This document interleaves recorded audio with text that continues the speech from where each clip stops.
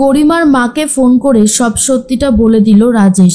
সম্পূর্ণ জানতে ভিডিওটিতে একটি লাইক করে প্রথম থেকেই দেখতে থাকো।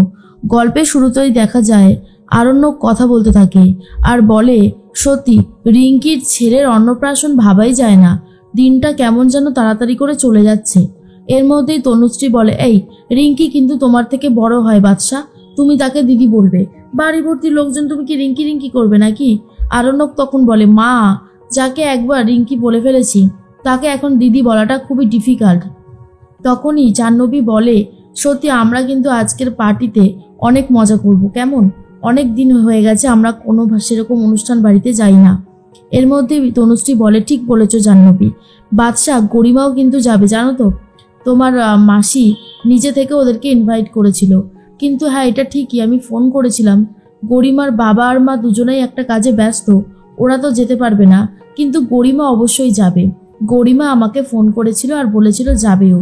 আর তখন আরণ্যক বলে, বাহ, তাহলে তো খুব ভালো কথাই, খুব মজা হবে। এর মধ্যেই তনুশ্রী জিজ্ঞেস করে, বাদশা তুমি কোন সময় যাবে? তুমি কি অফিস থেকে একেবারে যাবে নাকি আমাদের সাথে যাবে? আমরা কিন্তু ওই 4টের দিকে বেরোবো। তখনই বাদশা বলে, ঠিক আছে মা, আমি অফিস থেকেই বেরিয়ে যাব। জাহ্নবী বলে, গরিমাকে কি তুমি নিয়ে যাবে? তখনই আরণ্যক বলে, আমি ফোন করে গরিমার সাথে কথা বলে নেব। তখনই বাদশা বলে, কিন্তু দাদু ভাইকে কে দেখবে? রোশনাই পারবে তো? তনুশ্রী বলে, পারবে না মানে? এই মেয়ে এদিকে শোনো। আর এই করে ডাকতে থাকলে রোশনাই প্রথমে সাড়া দেয় না, তারপরে এসেছে। তনুশ্রী বলে, তোমাকে কত করে ডাকছি, তুমি কি শুনতে পাচ্ছ না? রোশনাই বলে, হ্যাঁ আপনি ডেকেছিলেন এটা শুনেছিলাম অবশ্য ঠিকই, কিন্তু আপনি তো আমার নাম ধরে ডাকেননি, বলুন কি হয়েছে?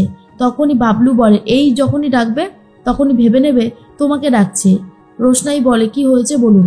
তনুশ্রী বলে, শোনো, বাবাকে বাড়িতে রেখে গেলাম, তুমি কিন্তু ঠিকঠাকভাবে দেখবে, ঠিক সময়ে খেতে দেবে, আর বাবার কিন্তু অনেকগুলো ওষুধ আছে, মনে থাকবে তো? তখনই রোশনাই বলে, ঠিক আছে। বাবলু বলে, কাজ তো সেরকম কিছুই করো না, তোমাকে পুষতে গেলেও তো এই বাড়িতে খরচা লাগে তাই না? এইভাবে খরচাটা পুষিয়ে দেবে। রোশনাই তখন বলে, আমি সবসময় কাজ করতে থাকি, এটাই ভাবি যে আমার জন্য যতটুকু খরচা হচ্ছে কাজ করে যেন উসুল করে দিতে পারি, তাই আমাকে দয়া করে এই সমস্ত কথাগুলো বলবেন না, এগুলো শুনতে আমার মোটেই ভালো লাগে না।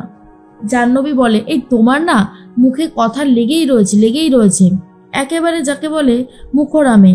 আর তার মধ্যেই মিনি বলে, এই রোশনাই, আমি যাব, আমার খুব মজা হচ্ছে জানিস, আমার তো খুব আনন্দ হচ্ছে, আমি না তোর জন্য 4টে মিষ্টি নিয়ে আসবো চুরি করে।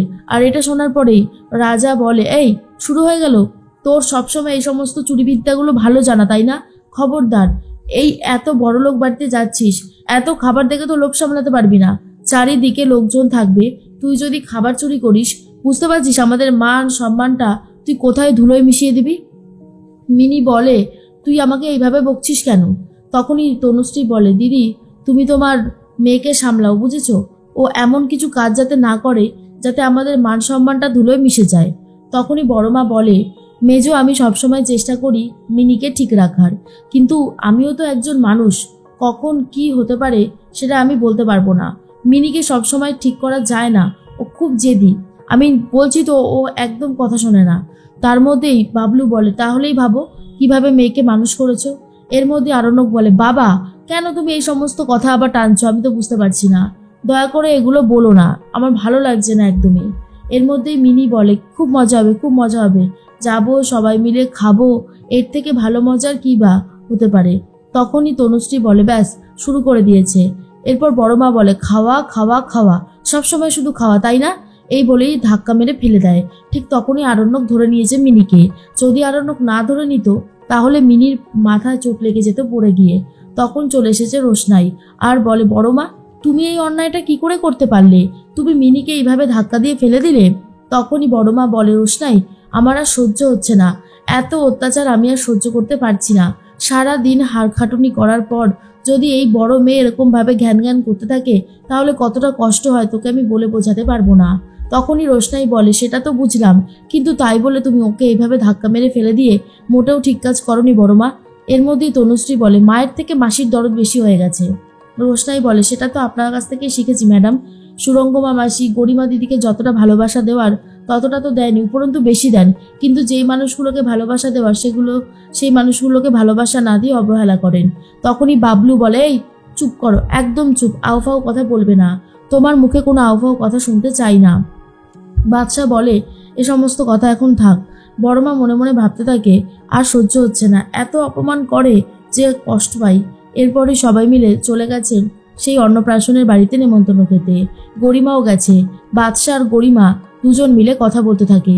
বাদশাহ বলে, আর বলো না, আমার লিস্ট তো বাড়তেই শুরু করে দিয়েছে। বন্ধু বান্ধব থেকে আত্মীয় স্বজন যারাই শুনছে তারাই বলছে, আমাদের বলবি তো, আমাদের বলবি তো। গরিমা তখন বলে, একদম ঠিক বলেছ, এটা আমারও হচ্ছে। রোজ রোজ লিস্টে নাম বেড়েই চলেছে। তার মধ্যেই জাহ্নবী এসে বলে, বাবা, এখনই তো দেখছি দুজন মিলে কথা শুরু করে দিয়েছো। হ্যাঁ, কথা তো শেষ হচ্ছে না।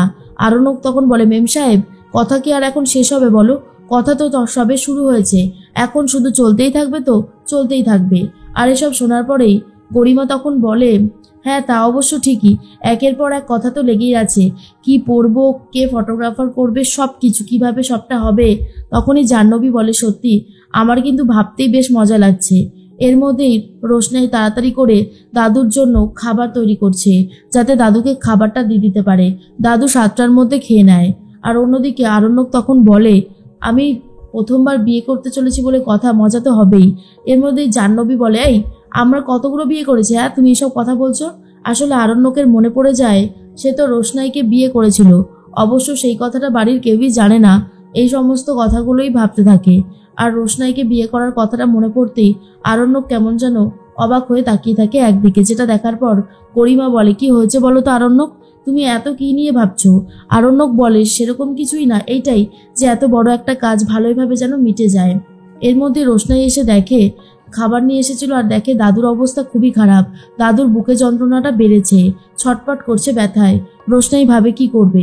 রোশনাই মনে মনে ভাবতে থাকে, স্যারজিকে ফোন করা ছাড়া তো আর কোনো কিছু উপায় নেই, আমার কাছে তো আর কারো নাম্বারও নেই। এই জন্য রোশনাই আরণ্যককে ফোন করতে থাকে।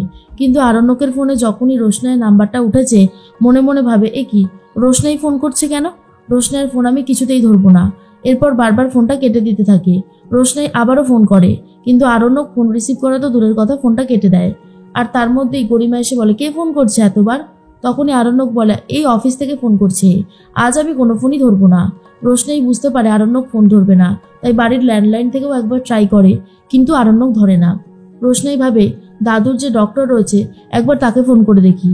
তাকে ফোন করে, পুরো ব্যাপারটা বলার পরে সে ওষুধগুলোর নাম বলে দেয়।